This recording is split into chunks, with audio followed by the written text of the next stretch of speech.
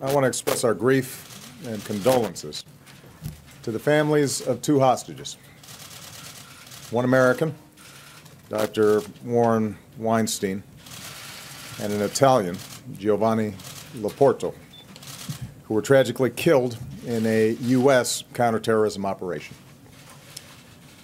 Warren and Giovanni were aid workers in Pakistan, devoted to improving the lives of the Pakistani people. As president and as commander-in-chief, I take full responsibility for all our counterterrorism operations, including the one that inadvertently took the lives of Warren and Giovanni. I profoundly regret what happened. On behalf of the United States government, I offer our deepest apologies to the families.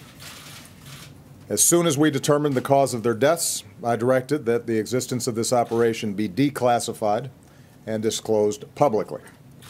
I did so because the Weinstein and Loporto families deserve to know the truth.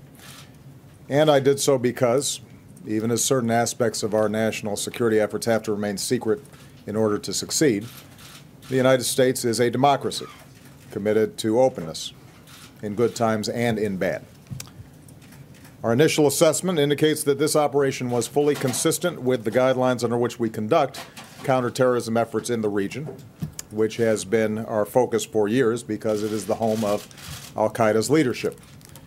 And based on the intelligence that we had obtained at the time, including hundreds of hours of surveillance, we believed that this was an al-Qaeda compound, that no civilians were present, and that capturing these terrorists was not possible.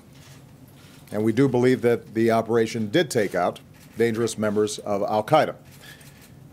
What we did not know, tragically, is that al-Qaeda was hiding the presence of Warren and Giovanni in this same compound. It is a cruel and bitter truth that in the fog of war generally, and our fight against terrorists specifically, mistakes, sometimes deadly mistakes, can occur.